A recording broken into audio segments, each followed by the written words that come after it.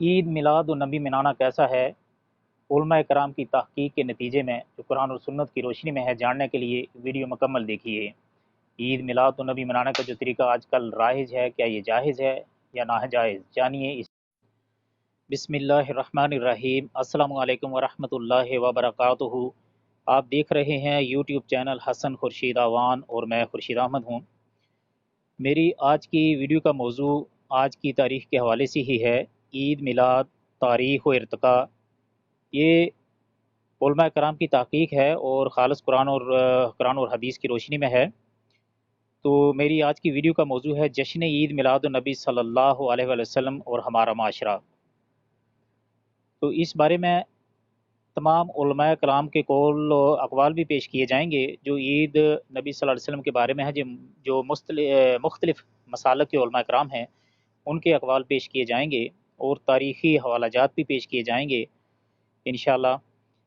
تو اللہ تعالیٰ سے دعا ہے کہ ہماری اس ویڈیو کو قبول عام فرمائے، اور آپ لوگوں سے گزارش ہے کہ ویڈیو میں آگے بڑھنے سے پہلے اگر آپ پہلی بار اس چینل پر تشریف تو چینل کو سبسکرائب کر لیجئے، اور اگر ویڈیو اچھی لگے تو لائک، شیئر اور کمنٹ سیکشن میں جا کر ہماری حوصلہ افزائی ضرور کیجیے گا، کیونکہ اس ویڈیو کے آخر میں آپ کو ایک سعودی شیخ کی بھی ویڈیو دکھائی جائے گی جس میں وہ بتا رہے ہیں کہ سعودی عرب میں عید میلاد کیوں نہیں منائی جاتی۔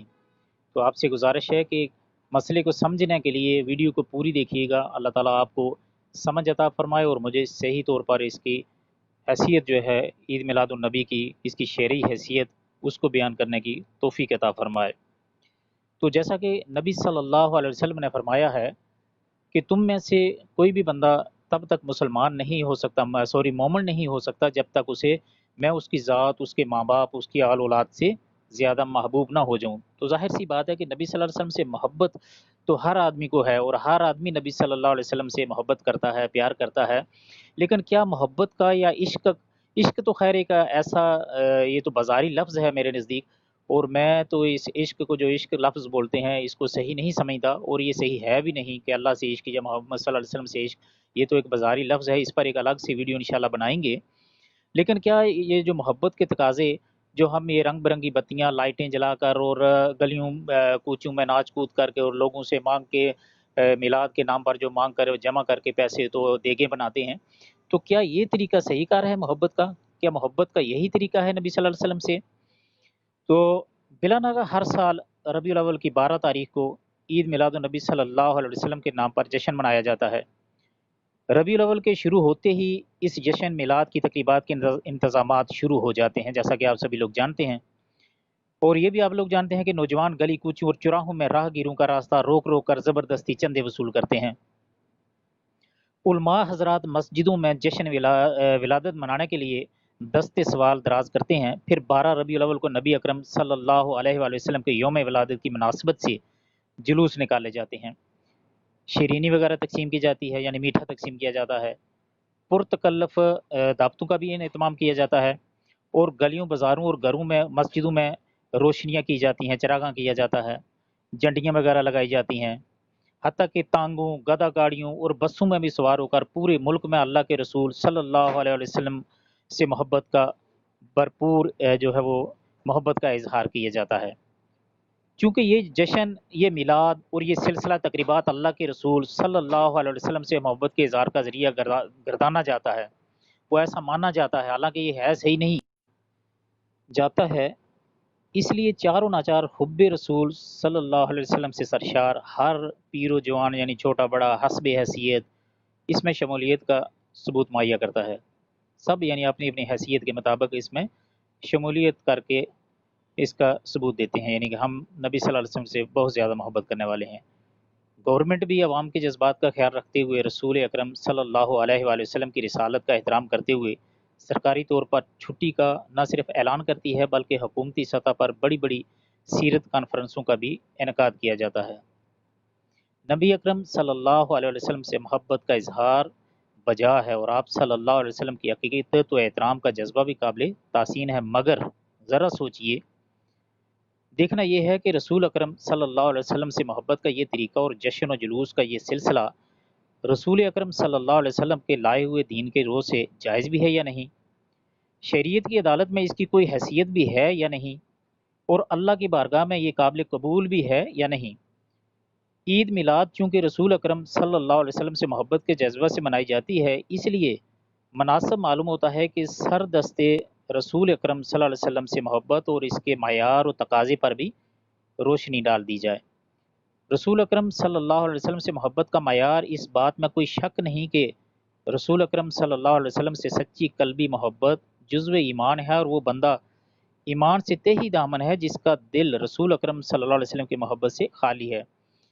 جیسا کہ جناب ابو ہریرہ رضی اللہ عنہ سے مروی ہے کہ اللہ کے رسول صلی اللہ علیہ وسلم نے فرمایا، اس ذات کی قسم جس کے ہاتھ میں میری جان ہے، تم میں سے کوئی شخص بھی اس وقت تک ایماندار نہیں ہوگا جب تک کہ میں اس کے والد اور اولاد سے بھی زیادہ اس کا محبوب نہ بن جاؤں، جیسا کہ ویڈیو کے آغاز میں نے اس حدیث کا حوالہ دیا ہے۔ اور یہ حدیث بخاری شریف کی ہے، کتاب الایمان، باب ہے حب رسول من الایمان، یعنی نبی صلی اللہ علیہ وسلم کی محبت ایمان میں سے ہے۔ صحیح بخاری ہی کی دوسری حدیث میں یہ اضافہ ہے کہ تم میں سے کوئی شخص اس وقت تک ایماندار کہلانے کا مستحق نہیں ہو سکتا جب تک کہ اس کے والد، اس کی اولاد اور تمام لوگوں سے بڑھ کر اس کے دل میں میری محبت نہ پیدا ہو جائے۔ لیکن اس محبت کا معیار اور تقاضا کیا ہے؟ کیا محض زبان سے محبت کا دعویٰ کر دینا کافی ہے، یا اس کے لیے کوئی عملی ثبوت بھی مہیا کرنا ہوگا؟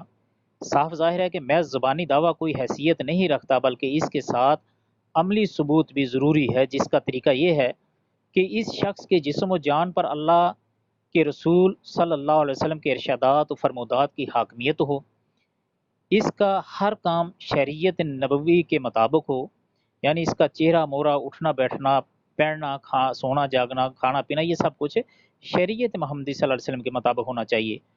اس کا ہر قول حدیث نبوی صلی اللہ علیہ وسلم کی روشنی میں صادر ہوتا ہو، اس کی ساری زندگی اللہ کے رسول صلی اللہ علیہ وسلم کے اسوہ حسنہ کے مطابق ہو، اللہ کے رسول صلی اللہ علیہ وسلم کی اطاعت و فرمانبرداری کو ہی وہ اپنا معیار نجات سمجھتا ہو، اور آپ صلی اللہ علیہ وسلم کی نافرمانی کو عذاب کا ذریعہ خیال کرتا ہو۔ لیکن اگر اس کے برعکس کوئی شخص ہر آن اللہ کے رسول صلی اللہ علیہ وسلم کی حکم عدولی کرتا ہو اور آپ صلی اللہ علیہ وسلم کی سنت و ہدایت کے مقابلہ میں بدعات و رسومات کو ترجیح دیتا ہو، تو ایسا شخص عشق رسول صلی اللہ علیہ وسلم اور حب رسول صلی اللہ علیہ وسلم کا لاکھ دعویٰ کرے، یہ کبھی اپنے دعویٰ میں سچا قرار نہیں دیا جا سکتا ہے۔ یہ اپنے تئیں سچا سمجھتا ہے تو سمجھتا رہے، یعنی وہ جتنا مرضی اپنے آپ کو حب رسول اور عشق رسول تو سمجھتا رہے، مگر اللہ کے رسول صلی اللہ علیہ وسلم ایسے نافرمان اور سنت کے تارک سے بری الذمہ ہیں، کیونکہ آپ صلی اللہ علیہ وسلم کا ارشاد گرامی ہے، فمن راغب عن سنتی فلیس منی، یہ بھی بخاری شریف کی حدیث ہے، حدیث کا نمبر ہے 5063، یعنی کہ اس کا ترجمہ ہے کہ جس نے میری سنت سے روح گردانی یعنی کہ منہ پھیرا، روح گردانی کی، اس کا مجھ سے کوئی تعلق نہیں۔ تیسری عید کا اب یہاں پر ایک سوال یہ بھی پیدا ہوتا ہے کہ تیسری عید کہاں سے آ گئی؟ جیسا کہ آپ نے دیکھا ہے کہ اہل بدعت جو یہ دن مناتے ہیں میلاد کے نام پر، وہ اسے تیسری عید کا بھی نام دیتے ہیں۔ تو یہی سوال یہاں پر اٹھتا ہے کہ یہ تیسری عید آئی کہاں سے؟ ربیع الاول یعنی 12 ربیع الاول کو نہ صرف رسول اکرم صلی اللہ علیہ وسلم کے یوم ولادت کی خوشی منائی جاتی ہے، بلکہ اسے تیسری عید کا بھی نام دیا جاتا ہے۔ حالانکہ اسلام میں صرف 2 ہی عیدیں ہیں، عید الفطر اور عید الاضحیٰ۔ ان 2 عیدوں کو خوشی کا تہوار رسول اکرم صلی اللہ علیہ وسلم نے بذات خود اسی طرح مقرر فرمایا ہے جس طرح آپ صلی اللہ علیہ وسلم نے حلال و حرام کو متعین فرمایا ہے۔ جیسا کہ حضرت انس رضی اللہ عنہ سے مروی ہے کہ نبی اکرم صلی اللہ علیہ وسلم مدینہ منورہ تشریف لائے تو وہاں کے لوگ خوشی کے 2 تہوار منایا کرتے تھے۔ رسول اکرم صلی اللہ علیہ وسلم کے استفسار پر انہوں نے کہا کہ قدیم دور جاہلیت سے ہم اس طرح یہ تہوار مناتے ہیں، یعنی نبی صلی اللہ علیہ وسلم نے پوچھا کہ یہ تم لوگ کیوں مناتے ہو؟ تو انہوں نے کہا کہ ہم زمانہ قدیم سے لے کر یہ تہوار مناتے آ رہے ہیں۔ تو اللہ کے رسول صلی اللہ علیہ وسلم نے فرمایا، ان اللہ قد ابدلکم بہما خیرا منہما یوم الاضحیٰ و یوم الفطر۔ ابو داؤد شریف کی یہ حدیث ہے، کتاب الصلاۃ، باب صلاۃ العیدین۔ اللہ تعالیٰ نے ان 2 دنوں کے بدلے میں تمہیں ان سے بہتر 2 خوشی کے دن عطا فرمائے ہیں، ایک عید الفطر ہے اور دوسرا عید الاضحیٰ ہے۔ ان دونوں عیدوں کے موقع پر ظاہر سی بات ہے کہ باادب طریقہ سے نماز عید ادا کی جاتی ہے، جیسا کہ معلوم و معروف ہے، اور اللہ کا شکر بجا لایا جاتا ہے۔ نیز عید الاضحیٰ کے موقع پر جانور قربان کیے جاتے ہیں، مگر 12 ربیع الاول کی عید میلاد کو اول تو رسول اکرم صلی اللہ علیہ وسلم نے مقرر ہی نہیں فرمایا۔ یعنی یہ پہلی بات تو یہ ہے کہ اسے نبی صلی اللہ علیہ وسلم نے مقرر ہی نہیں فرمایا۔ پھر اسے عید قرار دینے والے اس روز نماز عید کی طرح کوئی نماز ادا کیوں نہیں کرتے، اور نہ ہی عید الاضحیٰ کی طرح قربانیاں کرتے ہیں، اور فی الواقع یقیناً ایسا کیا بھی نہیں جا سکتا کیونکہ یہ عید ہے ہی نہیں، مگر اس کے باوجود اسے عید ہی قرار دینا ہے جا تحکم، یعنی ہٹ درمی اور شریعت کی خلاف ورزی نہیں تو پھر اور کیا ہے؟ یعنی یہ بے جا اپنے اوپر ایک شریعت کا حکم لگانے والی بات ہے، اور یہ ہٹ درمی ہے اور شریعت کی بالکل سراسر خلاف ورزی ہے، کیونکہ یہ عید ہے ہی نہیں اور صرف اپنی طرف سے اس کو عید منایا جا رہا ہے۔ یہ جشن ولادت ہے یا جشن وفات؟ یہاں ایک سوال اور پیدا ہو گیا ہے کہ یہ جشن ولادت ہے یا جشن وفات۔ 12 ربیع الاول کے حوالے سے عوام کو یہ باور کرایا جاتا ہے کہ یہ رسول اکرم صلی اللہ علیہ وسلم کی ولادت کا دن ہے، حالانکہ 12 ربیع الاول کے یوم ولادت ہونے پر مورخین کا ہرگز اتفاق نہیں، حتیٰ کہ جو مسلک اس پہ عید میلاد النبی مناتے ہیں ان کے بھی بڑے بڑے جو پرانے علماء ہیں وہ اس بات پر اتفاق کرتے ہیں کہ 12 ربیع الاول نبی صلی اللہ علیہ وسلم کی پیدائش کا دن نہیں ہے بلکہ یہ وفات کا دن ہے۔ البتہ اس بات پر تقریباً تمام ہی مورخین اور سیرت نگاروں کا اتفاق ہے کہ 12 ربیع الاول کو رسول اکرم صلی اللہ علیہ وسلم کی وفات ہوئی، جیسا کہ مندرجہ ذیل تفصیل سے واضح ہوتا ہے۔ اب یہاں پر یوم ولادت کی وضاحت کرنا ضروری ہے۔ یوم ولادت کی تاریخ، تمام مورخین اور اصحاب سیر کا اس بات پر اتفاق ہے کہ رسول اکرم صلی اللہ علیہ وآلہ وسلم کی ولادت باسعادت سوموار کے دن ہوئی، یعنی اس بات پر تقریباً سبھی کا اتفاق ہے کہ نبی صلی اللہ علیہ وسلم کی پیدائش سوموار والے دن ہوئی، جیسا کہ صحیح مسلم وغیرہ کی درج ذیل روایت سے بھی یہ بات ثابت ہوتی ہے کہ جب اللہ کے رسول صلی اللہ علیہ وآلہ وسلم سے سوموار کے روزہ کے بارے میں دریافت کیا گیا تو آپ صلی اللہ علیہ وآلہ وسلم نے ارشاد فرمایا، ذالک یوم ولدت فیہ و یوم بعثت وعلیکم او انزل علی فیہ، یہی وہ دن ہے جس میں پیدا ہوا اور جس میں مجھے منصب رسالت سے سرفراز کیا گیا۔ یہ مسلم شریف کی حدیث ہے، کتاب الصیام میں ہے، باب استحباب صیام الثلاثہ ایام، حدیث نمبر ہے 1162۔ البتہ اس بات میں اختلاف ہے کہ رسول اکرم صلی اللہ علیہ وسلم کی تاریخ ولادت کیا ہے۔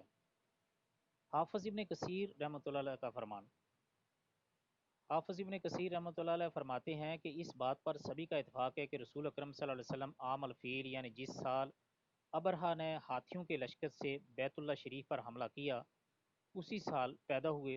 نیز فرماتے ہیں کہ اس میں بھی اختلاف نہیں کہ آپ صلی اللہ علیہ وسلم سوموار کے روز پیدا ہوئے، یعنی دن میں کوئی اختلاف نہیں کہ سوموار کا ہی دن ہے، اس میں کوئی اختلاف نہیں، ہر بندہ جانتا ہے کہ نبی صلی اللہ علیہ وسلم کی پیدائش سوموار والے دن۔ نیز لکھتے ہیں کہ جمہور اہل علم کا مسلک یہ ہے کہ آپ صلی اللہ علیہ وسلم ماہ ربیع الاول میں پیدا ہوئے، لیکن یہ کہ آپ صلی اللہ علیہ وسلم اس ماہ کے اول، آخر یا درمیان یا کس تاریخ کو پیدا ہوئے، اس میں مورخین اور سیرت نگاروں کے متعدد اقوال ہیں۔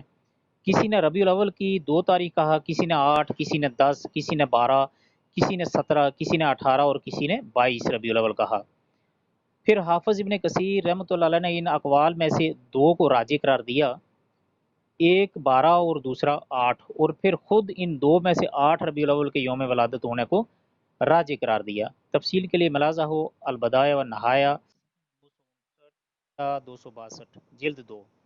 علاوہ ازیں بہت محققین نے 12 کی بجائے 9 ربیع الاول کو ہی یوم ولادت ثابت کیا ہے۔ مثلا نمبر 1 قسطنطنیہ کا مشہور حیدان قسطنطنیہ استنبول کے معروف ماہر فلکیات اور مشہور حیدان محمود پاشا فلکی نے اپنی کتاب التقویم العربی قبل الاسلام میں ریاضی کے اصول و قواعد کی روشنی میں متعدد جدول بنا کر یہ ثابت کیا ہے کہ عام الفیل ماہ ربیع الاول میں بروز سوموار کی صحت کو پیش نظر اور فرزند رسول جناب ابراہیم رضی اللہ عنہ کہ یوم وفات پر سورج گرہن لگنے کے حساب کو مد نظر رکھا جائے تو رسول اکرم صلی اللہ علیہ وسلم کی ولادت کی صحیح تاریخ 9 ربیع الاول ہی بنتی ہے۔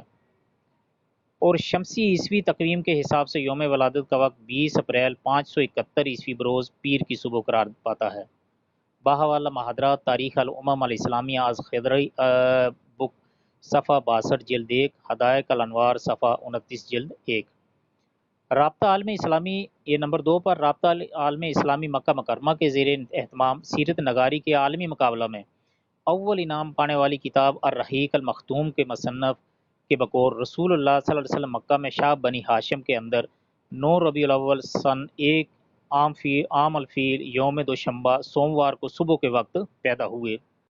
یہ بات انہوں نے رحیق المختوم میں صفحہ نمبر 101 پر لکھی ہے۔ برصغیر کے معروف مورخین مثلاً علامہ شبلی نعمانی، قاضی سلیمان منصور پوری، اکبر شاہ نجیب آبادی وغیرہ نے بھی 9 ربیع الاول کے یوم ولادت ہونے کو ہی ازرو تحقیق جدید صحیح ترین تاریخ ولادت قرار دیا ہے۔ دیکھیے سیرت نبی از شبلی نعمانی صفحہ 171 جلد 1، تاریخ الاسلام از اکبر شاہ صفحہ 87 جلد 1، رحمت للعالمین از منصور پوری صفحہ 361 جلد 2۔ اب یہاں 12 ربیع الاول یوم وفات ہے، اس کی وضاحت کریں گے انشاءاللہ۔ جمہور مورخین اور سیرت نگاروں کا اس بات پر اتفاق ہے کہ 12 ربیع الاول رسول اکرم صلی اللہ علیہ وآلہ وسلم کا یوم وفات ہے۔ بطور مثال چند ایک حوالہ جات یہاں پر آپ کو بتائے جا رہے ہیں۔ ابن سعد جناب عائشہ رضی اللہ عنہ اور جناب عبداللہ بن عباس سے نقل کرتے ہیں کہ اللہ کے رسول صلی اللہ علیہ وسلم ربیع الاول کی 12 تاریخ کو فوت ہوئے۔ طبقات ابن سعد صفحہ 272 جلد 2۔ نمبر 2، حافظ ذہبی نے بھی اسے نقل کیا ہے، دیکھیے تاریخ الاسلام الذہبی صفحہ 569 جلد 3۔ حافظ ابن کثیر ابن اسحاق کے والد سے رقم تراز ہیں کہ اللہ کے رسول صلی اللہ علیہ وسلم 12 ربیع الاول کو فوت ہوئے۔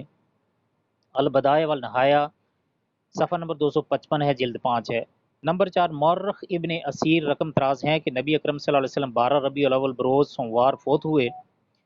اسد الغابہ صفحہ 41 جلد نمبر 1، الکامل 2 صفحہ 219 ہے جلد نمبر 4 ہے۔ نمبر 5، حافظ ابن حجر نے بھی اسے ہی جمہور موقف قرار دیا ہے، فتح الباری 201 صفحہ نمبر 261 جلد نمبر 16 ہے۔ نمبر 6، محدث ابن حبان کے بقول بھی تاریخ وفات 12 ربیع الاول ہی ہے۔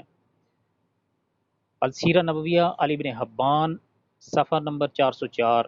نمبر 7، امام نووی رحمۃ اللہ علیہ نے بھی اس کی تائید کی ہے، اور شرح مسلم صفحہ نمبر 15۔ اس کے بعد نمبر 8 پر مورخ و مفسر ابن جریر طبری نے بھی 12 ربیع الاول کو ہی تاریخ وفات قرار دیا ہے۔ تاریخ طبری صفحہ نمبر 207 ہے اور جلد نمبر 3 ہے۔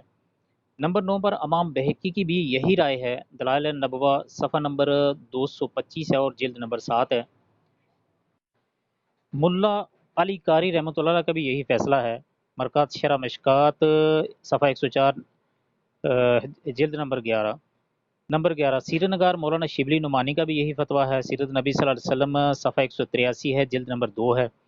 نمبر 12، قاضی سلیمان منصور پوری کی بھی یہی رائے ہے، دیکھیے رحمت للعالمین صفحہ 251 جلد نمبر 1۔ نمبر 13، صفی الرحمان مبارک پوری کا بھی یہی فیصلہ ہے، دیکھیے الرحیق المختوم صفحہ نمبر 752۔ نمبر 14 پر ابو الحسن علی ندوی کی بھی یہی رائے ہے، السیرت نبویہ صفحہ 404 ہے۔ نمبر 15، مولانا احمد رضا خان بریلوی صاحب کا بھی یہی فیصلہ ہے کہ اللہ کے رسول صلی اللہ علیہ وسلم 12 ربیع الاول کو ہی فوت ہوئے۔ ایک اور تاریخی حقیقت گزشتہ حوالہ جات سے یہ بات واضح ہو چکی ہے کہ 12 ربیع الاول یوم ولادت نہیں بلکہ یوم وفات ہے۔ نبی صلی اللہ علیہ وسلم اور برصغیر میں عرصہ دراز تک اسے 12 وفات کے نام سے ہی پکارا جاتا رہا ہے۔ اس دن جشن اور خوشی منانے والوں پر جب یہ اعتراض ہونے لگے کہ یہ تو یوم وفات ہے اور تم وفات پر شادیانے بجاتے ہو، تو اس معقول اعتراض سے بچ کے لیے کچھ لوگوں نے اس کا نام 12 وفات کی بجائے عید میلاد رکھ دیا، جیسا کہ روزنامہ مشرق لاہور کی 26 جولائی 1984 کی درج ذیل خبر سے یہ حقیقت آشکار ہوتی ہے۔ اس سے پیشتر یہ یوم 12 وفات کے نام سے منسوب تھا، مگر بعد میں انجمن نعمانیہ ٹکسالی گیٹ کے زیر اہتمام پیر جماعت علی شاہ، مولانا محمد بخش، مسلم نور بخش توکلی اور دیگر علماء نے ایک قرارداد کے ذریعے اسے میلاد النبی صلی اللہ علیہ وسلم کا نام دے دیا۔ قصہ مختصر کہ اس روز جشن اور خوشیاں منانے والوں کو یہ بات مد نظر رکھنی چاہیے کہ وہ جس تاریخ کو خوشیاں مناتے ہیں وہ نبی اکرم صلی اللہ علیہ وسلم کا یوم پیدائش نہیں بلکہ یوم وفات ہے۔ اگر یہ جشن ولادت ہے تو تب بھی بدعت ہے۔ ہاں، اگر یہ ولادت ہو بھی اور اس کا جشن منانا تو پھر بھی یہ بدعت ہے۔ بالفرض یہ تسلیم کر ہی لیا جائے کہ 12 ربیع الاول ہی رسول اکرم صلی اللہ علیہ وسلم کا یوم ولادت ہے تو تب بھی اس تاریخ کو جشن عید اور خوشیاں منانا اور اسے کار ثواب سمجھنا شریعت میں یہ بات درست نہیں، کیونکہ جب خود رسول اکرم صلی اللہ علیہ وسلم نے اپنی ولادت کا جشن نہیں منایا، کبھی عید میلاد کا انتظام یا حکم نہیں فرمایا، نہ ہی صحابہ کرام نے کبھی یہ خود ساختہ عید میلاد منائی، اور نہ تابعین، تبع تابعین، مفسرین، محدثین اور ائمہ اربعہ امام جیسا کہ مشہور ہیں ابو حنیفہ، امام مالک، امام شافعی اور امام احمد وغیرہ نے اس قسم کی کوئی دلیل موجود ہے ان سب سے، نہ ہی انہوں نے کبھی منایا۔ تو یہ پھر یہ دین کیسے ہو سکتا ہے اور یہ تیسری عید کیسے ہو سکتی ہے، بلکہ یہ بدعت ہے۔ بہر صورت اگر اس کار ثواب میں ہی قرار دینا ہے تو پھر اس ہٹ درمی سے پہلے اعلان کر دیجئے کہ رسول اکرم صلی اللہ علیہ وسلم سمیت تمام صحابہ، تابعین، تبع تابعین وغیرہ اس ثواب سے محروم رہے اور ہم گنہگار نعوذ باللہ ان عظیم لوگوں سے سبقت لے گئے ہیں۔ بدعت عید میلاد کا موجد کون، یہ بھی جان لینا یہاں پر ضروری ہے۔ عید میلاد کا جشن سب سے پہلے 4 صدی ہجری میں رافضی و غالی شیعہ، جنہیں فاطمی بھی کہا جاتا ہے، نے حب نبوی صلی اللہ علیہ وسلم اور حب اہل بیت کی آڑ میں اس وقت جاری کیا جب انہیں مصر میں باقاعدہ حکومت و اقتدار مل گیا۔ ان لوگوں نے صرف میلاد نبی صلی اللہ علیہ وسلم کا تہوار جاری کیا، بلکہ جناب علی، جناب فاطمہ اور حسن و حسین اور رضوان اللہ علیہ اجمعین کے میلاد بھی سرکاری سطح پر جاری کیے۔ اس کے ثبوت اور حوالہ جات سے پہلے مناسب معلوم ہوتا ہے کہ ان فاطمی اور رافضیوں کے عقائد و اعمال پر بھی روشنی ڈال دی جائے۔ چنانچہ حافظ ابن کثیر اس سلسلہ میں راکم تراز ہیں کہ یہ کافر و فاسق، فاجر و ملحد، زندیق و بے دین، اسلام کے منکر اور مجوسیت و ثنویت کے متعقد تھے۔ انہوں نے اللہ تعالیٰ کی حدود کو پامال کیا، زنا کو جائز، شراب اور خون ریزی کو حلال قرار دیا۔ یہ دیگر انبیاء کرام کو گالیاں دیتے اور سلف صالحین پر لعن طعن کرتے تھے، والعیاذ باللہ۔ نیز لکھتے ہیں کہ فاطمی خلفاء بڑے مالدار، عیاش اور جابر و سرکش تھے، ان کے ظاہر و باطن میں نجاست کوٹ کوٹ کر بری ہوئی تھی۔ ان کے دور حکومت میں منکرات و بدعات ظہور پذیر ہوئیں۔ سلطان صلاح الدین ایوبی نے 564 ہجری میں مصر پر چڑھائی کی اور 568 ہجری تک ان کا نام و نشان مٹا دیا۔ البدایہ والنہایہ صفحہ نمبر 255 تا 271 ہے، 11 صفحہ نمبر 11 پہ بھی اس کا حوالہ موجود ہے۔ بدعت عید الميلاد اور میلاد حسن و حسین کے موجد یہی فاطمی شیعہ تھے۔ اس کے ثبوت کے لیے چند حوالہ جات ذکر کیے جاتے ہیں۔ نمبر 1، مصر ہی کے ایک معروف مفتی علامہ محمد بقیت اپنی کتاب احسن الکلام فیما یتعلق بالسنہ والبدع من الاحکام من صفحہ 44 پر رقم تراز ہیں کہ ان اول من احدثها بالقاہرہ الخلفاء الفاطمیون والاولہم لعمز الدین اللہ توجہ من المغرب الى مصر فی شوال سنہ 361 ہجری۔ یعنی آگے یہ عربی کی ایک لمبی تحریر ہے جس کا ترجمہ کچھ یوں ہے کہ مصر میں عید المیلاد فاطمی حکمرانوں نے ایجاد کی، اور ان فاطمیوں میں سے بھی الماظ الدین اللہ نے سر فہرست ہے، جس کی عہد حکومت میں 6 میلاد ایجاد کیے گئے، یعنی میلاد النبی صلی اللہ علیہ وسلم، میلاد علی، میلاد فاطمہ، میلاد حسن، میلاد حسین اور حاکم وقت کا میلاد۔ یہ میلاد بھرپور رسم و رواج کے ساتھ جاری رہے، حتیٰ کہ افضل بن امیر الجیوش نے بالآخر نے ختم کیا۔ نمبر 2، علامہ تقی الدین احمد بن علی مقریزی اس بدعت کی حقیقت پر روشنی ڈالتے ہیں، جس کا ترجمہ کچھ یوں ہے کہ فاطمی حکمران سال بھر میلاد تہوار اور جشن مناتے رہے۔ اس سلسلے میں ہر سال کے آغاز نیو ایئر پر اور عاشورہ کے روز جشن منایا جاتا۔ اس طرح میلاد نبی صلی اللہ علیہ وسلم، میلاد علی، میلاد فاطمہ زہرا، میلاد حسن، میلاد حسین اور حاکم وقت کا میلاد بھی منایا جاتا۔ نمبر 3، علامہ ابو العباس احمد بن علی کلکشندی بھی اس بات کا ذکر کرتے ہیں۔ فاطمی حکمران 12 ربیع الاول کو تیسرا جلوس نکالتے تھے، اور اس جلوس کے موقع پر ان کا معمول یہ تھا کہ دار الفطرہ مقام میں 20 کنتار پیمانہ عہدہ شکر سے انواع و اقسام کا حلوہ تیار کیا جاتا اور پیتل کے 300 خوبصورت برتنوں میں ڈال لیا جاتا۔ پھر جب میلاد کی رات ہوتی تو شریک میلاد مختلف لوگ، مثلا قاضی القضاء، چیف جسٹس، داعی و مبلغ اور خطبہ و اقرا حضرات قاہرہ اور مصر کی دیگر یونیورسٹیوں کے اعلیٰ عہدیداران، ان مزاروں وغیرہ کے دربان و نگران حضرات میں تقسیم کیا جاتا۔ اس کے حوالہ جات سب موجود ہیں، دیکھیے سنال انشاء اور بدعت میلاد سے متعلق مزید تفصیلات کے لیے دیکھیے الابداع فی مدار الابداع از شیخ علی محفوظ البدع وضوابطها واثرها الصحیح فی الامہ، اور از ڈاکٹر علی بن محمد ناصر القول فصل فی حکم الاحتفال بمولد خیر الرسل از شیخ اسماعیل بن محمد انصاری المحاضرات الفکریہ از سید علی فکری وغیرہ۔ بدعت میلاد مصر کے فاطمیوں سے عراق اربل و موصل کے سنیوں تک عیدوں اور میلادوں کا جو سلسلہ مصر کے رافضی حکمرانوں نے ایجاد کیا تھا، وہ اگرچہ خلیفہ افضل بن امیر الجیوش نے اپنے عہد حکومت میں ختم کر دیا، مگر اس کے مضر اثرات اطراف و اکناف میں پھیل چکے تھے، حتیٰ کہ رافضی شیعوں سے سخت عداوت رکھنے والے سنی بھی ان کی دیکھا دیکھی عید میلاد منانے لگے۔ البتہ سنیوں نے اتنی ترمیم ضرور کر لی کہ شیعوں کی طرح عید میلاد حسن و حسین وغیرہ کی بجائے صرف میلاد نبوی پر ہی زور دیا۔ چنانچہ ابو محمد عبد الرحمن بن اسماعیل المعروف ابو شامہ کے بقول ان کو کہتے ہیں کہ معروف موصل شہر میں عمرو بن محمد ملا نامی معروف زاہد نے میلاد منایا، پھر اس کے دیکھا دیکھی اربل کے حاکم نے بھی سرکاری طور پر جشن میلاد منایا شروع کر دیا۔ اربل کا یہ حاکم ابو سعید کوکبی بن ابی الحسن علی بن بختیکن بن محمد تھا، جو مظفر الدین کوکبوری کے لقب سے معروف تھا۔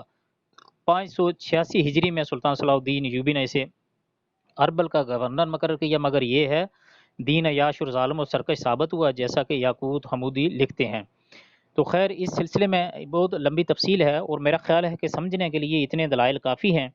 تو یہ وہ چیزیں تھیں جس کی وجہ سے جن لوگوں نے اصل اس کے جو موجد ہیں وہ شیعہ ہیں، جنہوں نے یہ بدعت اسلام میں داخل کی، اور جیسا کہ اسلام دشمنوں کا شروع سے یہی وتیرہ رہا ہے، یہی ہتھ کنڈہ رہا ہے کہ وہ لوگوں کو دین حق سے ہٹانے کے لیے مختلف قسم کی بدعات و جو ہے خرافات دین میں ایجاد کرتے ہیں، اور ظاہر سی بات ہے کہ دین میں اختلاف اور خرافات جو ہیں یہ دین کے مسلمان کے ایمان کے لیے انتہائی خطرناک ہیں۔ اللہ تعالیٰ سے دعا ہے کہ اللہ تعالیٰ ہمیں دین کو صحیح طریقے پر سمجھنے کی اور اس پر عمل کرنے کی توفیق عطا فرمائے۔ اللہ تعالیٰ ہمارا خاتمہ دین حق پر فرمائے، اور ہمیں ہر قسم کی بدعات و خرافات سے بچ کر صحیح قرآن اور سنت کا علم عطا فرمائے اور اس پر عمل کرنے کی بھی توفیق عطا فرمائے۔ آپ سب کے قیمتی وقت کا بہت بہت شکریہ، اور آپ سے گزارش ہے کہ ویڈیو پوری دیکھیے گا، سمجھیے گا اور اس پر عمل بھی کیجیے گا، اور اگر آپ پہلی بار اس چینل پر تشریف لائے ہیں تو چینل کو سبسکرائب کر لیجئے۔ السلام علیکم ورحمۃ اللہ وبرکاتہ۔